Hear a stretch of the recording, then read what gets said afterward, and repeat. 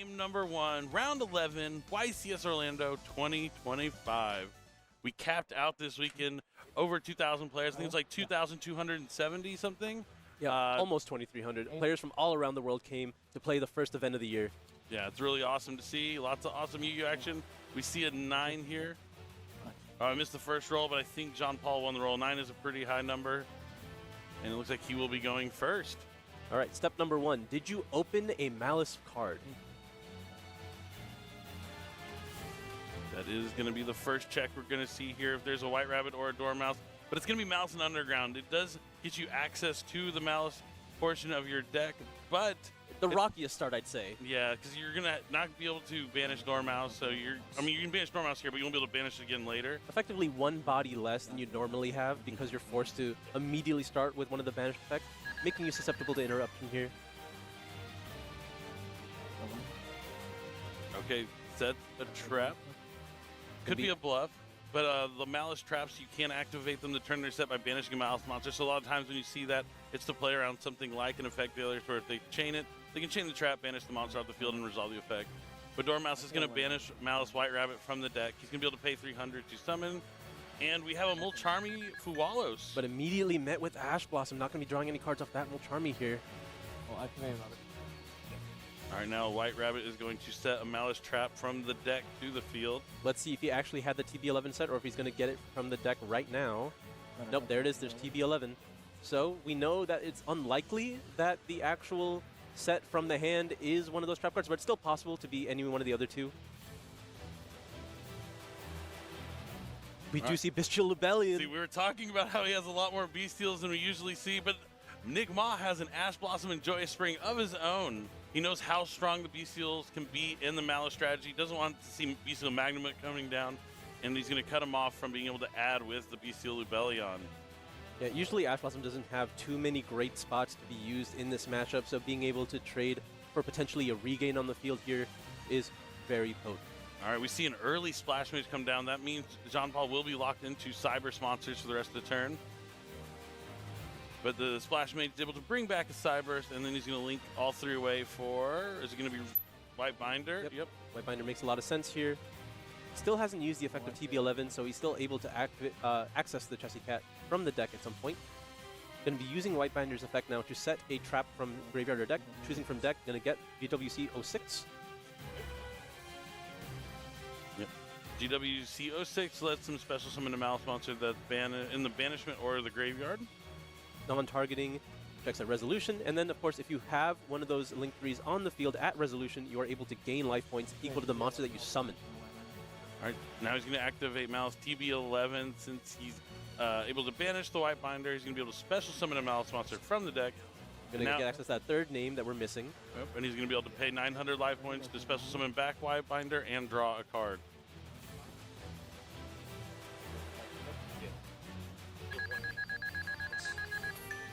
One in hand for now, about to draw to 2. We'll see where he goes from here. There's still at least one other free extension because of the Chessy Cat. Yeah, he could still go into like Haggard Lizard Dose if he wants to find a way to go into another Link 3 potentially later on. Unfortunately, he is locked into Cypress because of the Splash Mage, so he's locked out of Abba Q, he's locked out of IP Masquerena, SP and Little Knight. Haggard Lizard Dose. Yeah. Not a whole lot you can go into from here. Most players have taken out the Firewall and the Terahertz option. You can still play just Firewall Dragon. Yeah, regular Firewall is fine. Not bad. But I wonder like where he's going to go from here.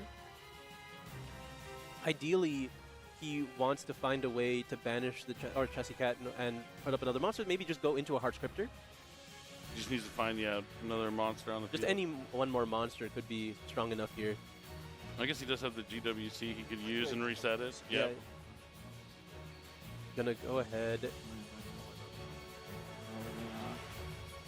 Now the question is, does he have a Malice card in his hand that he's going to be able to banish with the Chessy Cat to draw 2 fresh cards? I wonder how he's going to get access to the 06 again. I mean, if he already has a Bestial in hand, he doesn't really need to. But currently, if he's locked out of Nightmare Griffin as well, I don't know how he's going to get access to 06 again.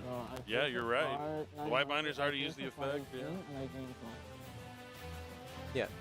It 06 at resolution gains for the amount of for the monster that was summoned, not necessarily the Link monster on the field. We're going to be banishing a second copy of Mountain Underground to draw 2 more fresh cards here. I imagine from here you just want to go into a Cryptor. I don't think there's much else you really want to do.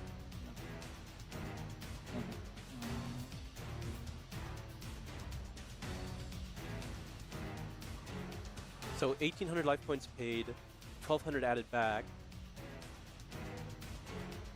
I'm at 7,400.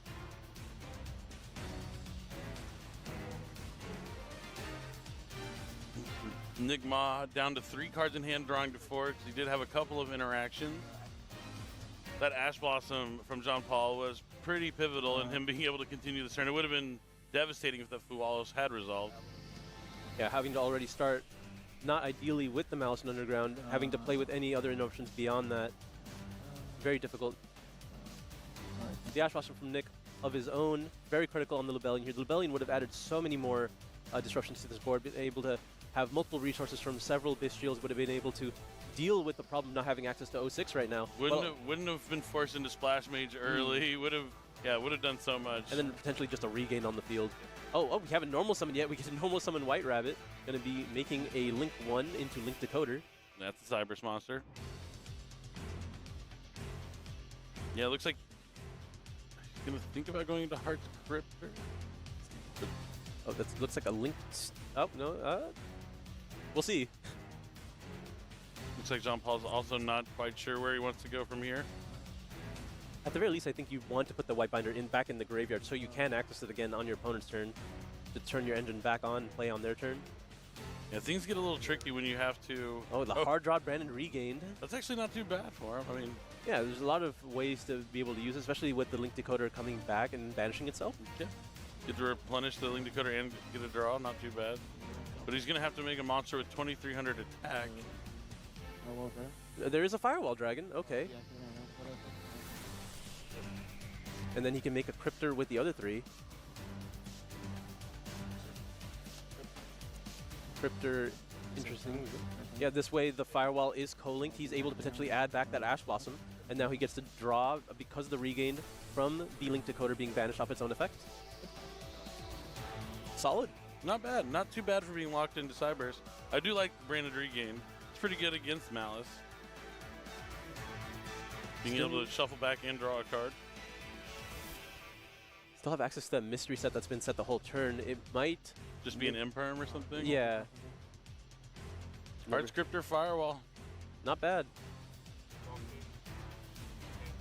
He has the Mouse and Underground banished, so that gives him something to put back with the Cryptor. Yeah. Utilize Heart's Cryptor's effect. All right, Nigma's gonna have to tread carefully here. At the very minimum, a Firewall can add back the Ash Blossom.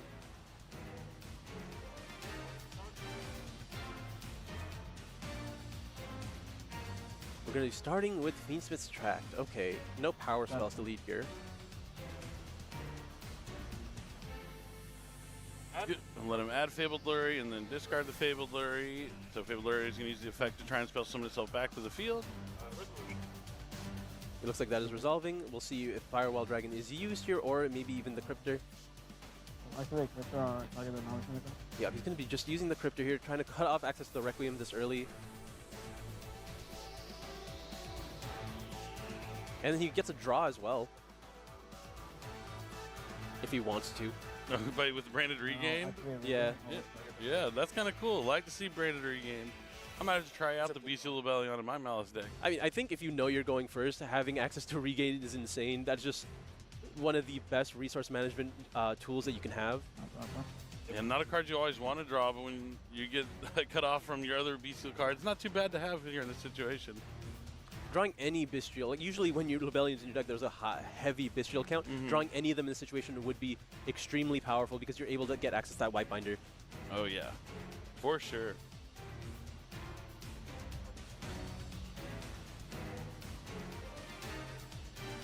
Going to be going into the Bonfire here. That is fine. This will contest the Firewall Dragon at the minimum if he opts to go for extra Iceal. But it looks like we're just going for Ice here. Normal summon Ice Razeel, effect special summon. And there it is, the Imperm. And that's going to be enough. And John Paul, the hometown hero, is going to take game number 1 over Nick Ma and his Fiendsmith Brazil strategy. Really just showing the power of Malice and what it can do even when it doesn't draw as optimal as it needs to. It just needs to be able to access the Malice cards at all.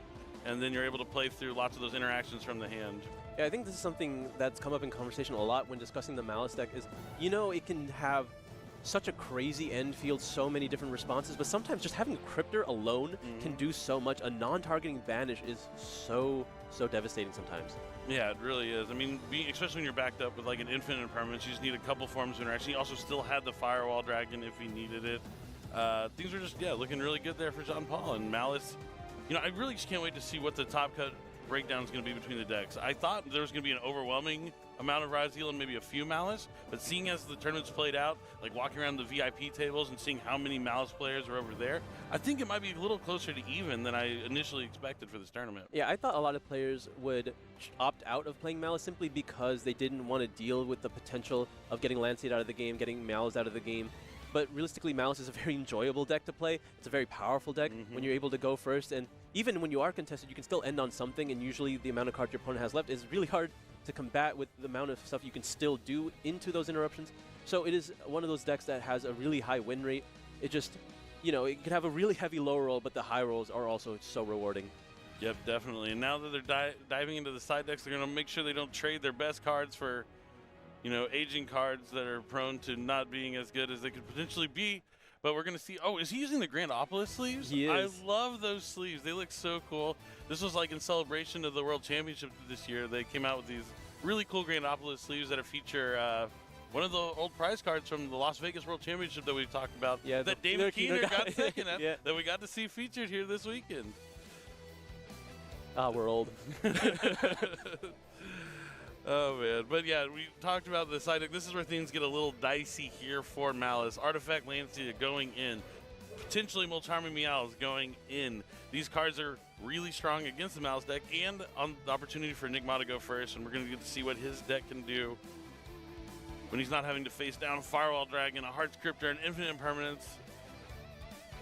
Yeah, we've said that Malice has the best game one, but post-side, there are a lot more tools to combat it. I think, as we mentioned earlier, there are so many Lancias in this event. There are so many people that have put in the effort to make sure that they have counters to the Malice strategy. I imagine Nick is not any different, and he does get to go first. Yep, Artifact Lancia, one of the most popular cards this weekend, if not the #1 popular card in the side deck. It would be foolish not to have those counters for such a strong deck like Malice. But, you know, his deck just naturally lines up well into the Fiendsmith strategy with so many B-Seals being able to not only advance your strategy, but counter the Fiendsmith aspect when it doesn't normally... I mean, pretty much anything you combine with Raziel plays into B-Seals. Whether it's Mitsurugi, Fiendsmith, they're all light or dark monsters that you can really... They rely on summoning from the graveyard. Yeah, it turns out light and dark are some of the best attributes in the game. Weird how that works. As it always has been, right? That's the classic. Well, let's go ahead and jump into it. It's game 2 here of round 11. Both these players have 2 losses and really want to move on to the last round without going, getting the third one. So they can guarantee or close to guarantee their chances in making the top 64 cutoff. Strong start from Nick here, leading with the Fiendsmith Engraver, getting access to this engine without having to commit any of his Raziel cards yet. Oh, but there is a Droll and Lockbird on the Engraver, not going to be able to use the Tract here. Cuts him off from the majority of the Fiendsmith engine, not going to be able to generate as much value here. And now also forced to play his Raziel engine without being able to search. Yeah, this is exactly where you want to use Droll and Lockbird, is when they discard Engraver to start things off. Oh no, I'm reshuffling my deck if I drop a card. That was a pretty informative card to reveal. That's definitely going to be a warning at minimum, I think. I don't know. For Jean Paul. Yeah. You can't accident. I mean, it was an accident, but you can't reveal. Yeah, I definitely don't think it was intentional. No, 100% was not intentional, but I would have shuffled my deck again for sure. Just because I don't want them to have that muscle memory knowing where the card was. But just 2 spell and traps, Yeah, that was a very Oh. devastating drone lock. We're just looking at Nick's hand here. But I think he's just maybe trying to take it slow, not trying to commit any more cards into the drone lockboard and just having one of the tools necessary to cut off his opponent's turn. Like, do we see a potential Lancia here? That is fine. Oh, there's an infinite impermanence on the White Rabbit. No and then calling the bluff. No Yeah. hootenannies here from Jean-Paul's side, and he's just going to link it away for a link decoder. But this deck's specialty is Bestials, and there is a Druid Swarm on the Right Rabbit trying to continue. Do we chain a Lancia here? No. This is when Malice really shines with the Bestials. Yeah, there was a P minor issued to Jean-Paul for accidentally revealing the card. Was an accident, no big deal, as long as he doesn't do it again.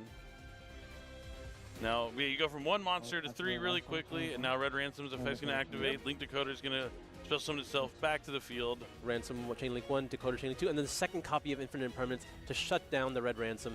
Can we find the other names from here? I mean, I see a lot of damage on the board already for Jean-Paul. Access Code Talker, banishing Red Ransom, that's... It's a good amount, yeah. Oh, I guess he has to destroy one of his own cards, but... You cannot. Oh, you can't with No, Access Code? access code has to go after it your can opponent. banish itself to pop Yes. something, but... So, that's good. Yeah, for unfortunately, he Nick. has to just attack. Like, he's not going to lose his game this turn, but now we will be linking away the Red Ransom as well as the Link Decoder Oh, So now... into SP Little Knight, going in main phase 2 to go after the Red Ransom to continue playing in main phase 2. Yep, Red Ransom's going to be able to pay 900, spell summon itself back, and banish the Cyberse from the deck so he can access Dormouse if he so chooses. Yeah, Dormouse does give him access to the remainder of the names if he needs them. And there it is, Malice Dormouse, another 300. And then I imagine Dormouse is going to be immediately activating its effect to go after the final name. Yep, there it is. Gonna banish the Chessy Cat, pay another 300 life points, and all of a sudden his field is full of monsters. And things not looking good here for Nigma, but looking great for the hometown hero, Jean-Paul from Orlando, Florida. His friends are here watching him. Shout them out in the player intro. Hopefully Nigma's wife's not watching. You don't want to see this. Turn it off. Turn it off. I'm just kidding. Don't turn it off. Always keep watching. You know, it's Yu-Gi-Oh! There's still hope. That drone Lockbird was just devastating, though. With the Fiendsmith engine, you are playing into that card a lot, especially specifically activating Engraver. Very strong start if you're able to resolve everything, but it does leave you very vulnerable. Okay, a Link 2. Splash Mage. There is a Splash Mage. Going to be locking himself into Cyberse after the resolution of this effect. Going to bring back the Dormouse here. Now he's going to be linking away the Dormouse as well as Splash Mage into another Link 3 into Whitebinder. Whitebinder on effect, or on summon, he's going to be using its effect to banish from the graveyard. Oh, The only effect he hasn't used is Chessy, so I imagine... Oh no, he has used Chessy as well because of Dormouse, so there's not really a need to go after his own graveyard. I mean, just at least get a Malice card banished so Yeah. he can have Heart Scripter options. And of course, getting rid of the Engraver as well. Whitebinder will now use its effect on field to set a trap from either the grave or the deck, and we're going to be opting for, I imagine... I guess you can go for anything because White Rabbit wasn't able to resolve its effect, but there's no real need to use CB11 anymore. I imagine you are just going for GWC 06 here.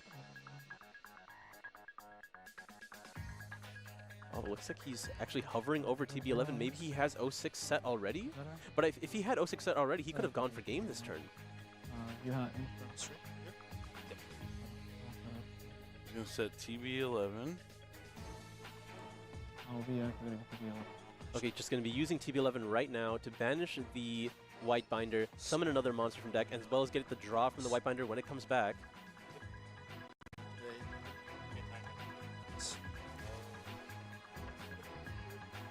Summons another copy of Dormouse. I'm going to be ashing the effect of the Whitebinder to cut it off. Because of the draw, it's going to stay banished. That could be huge. That could be huge. If Jean-Paul doesn't have a way to access GWC 06, it'll really limit his interruptions during Nigma's turn.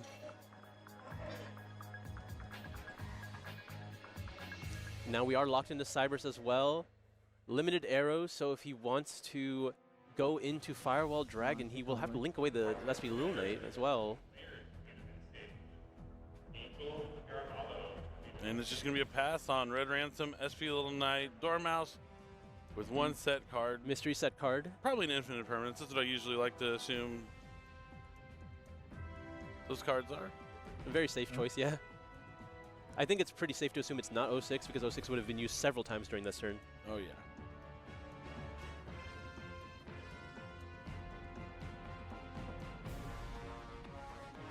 Even 07, I think, would have been used. So unlikely that it's any one of the Malice Trap cards. All right, now he gets to activate the Fiendsmith's track that he got to add to his hand last turn. That got cut off by Droll and Lockbird. No Droll and Lockbird this time, it looks like. Yep, Lurie is going to be able to activate in the graveyard to slash summon itself back. Now we get to try again. I'm going to be making the Fiendsmith Requiem.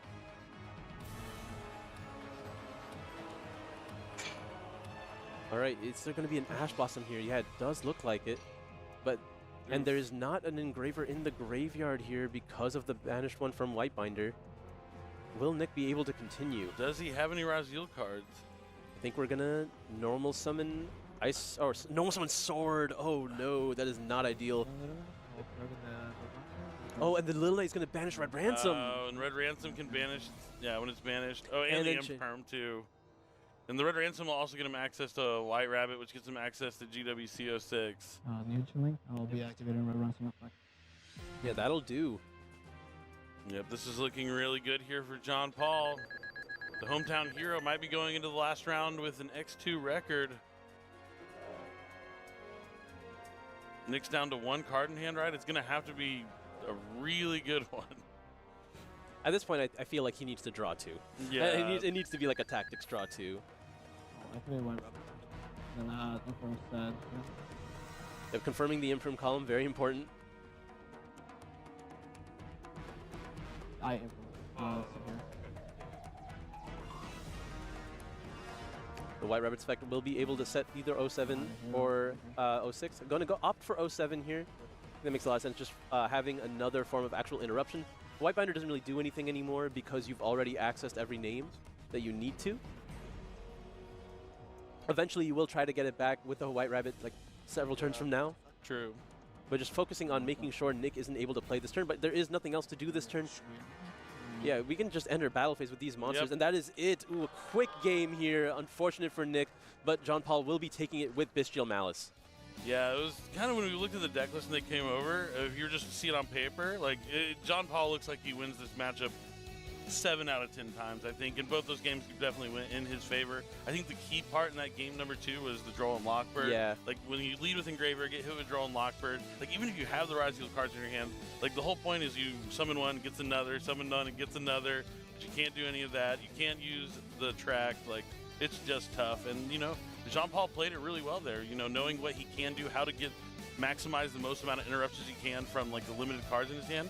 And we got to see the power of the proactive Beastial. Like when you just have that one monster, it turns into a Link one, you summon a Beastial, all of a sudden you have 3 monsters, and that's the magic number in Malice, being able to access one of the Link 3s like Red Ransom or Whitebinder. Yeah, every Bestial allows you to play through a single interruption on a normal summon, simply because it generates 2 bodies, the monster that you banish off the Bestial effect as well as the Bestial itself, which gets you pretty much everywhere you need. And you're able to protect your Red Ransom as well, because usually you're using the Link Decoder, which means that you get to link them away and activate Link Decoder's effect in the graveyard as Chain Link 2 to protect yourself from Ash Blossom, and Red Ransom is able to resolve.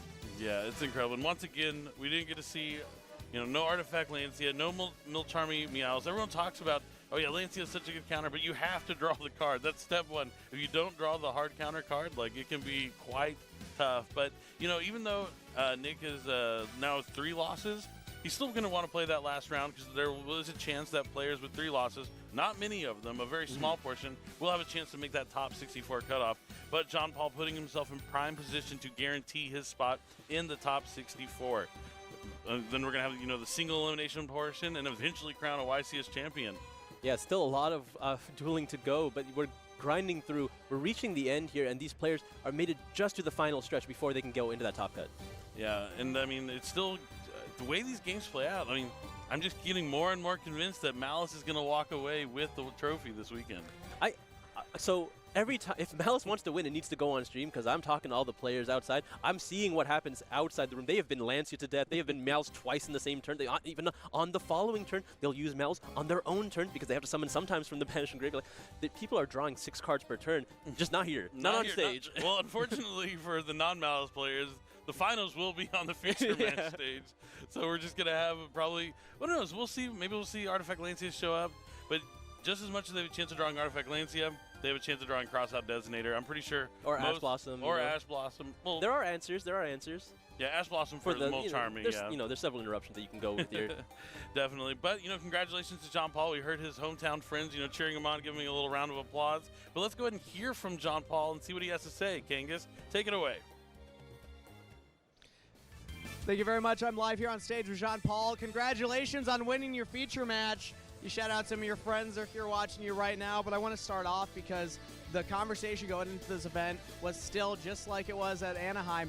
Malice or Ryzeal, which one's going to be the deck to beat? And you're piloting Malice, you just beat the Ryzeal on stage. So what are your thoughts on the matchup? I think Malice, if they're well prepared, they are in a better position than the Ryzeal matchup, to be honest.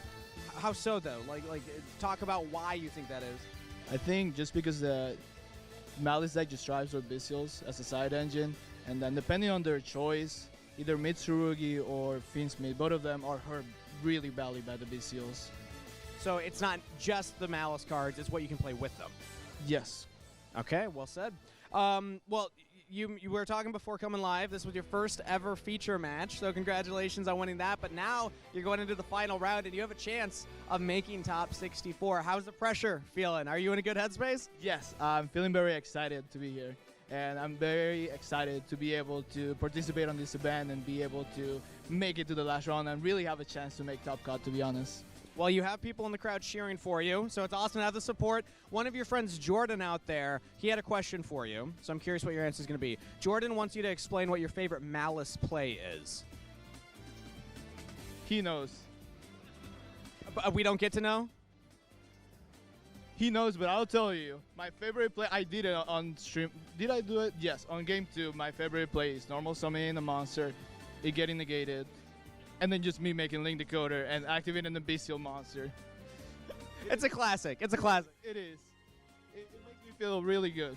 Why mess with a good thing? Thank you, Jean Paul. Congratulations on the win. We're going to throw it back to the casters.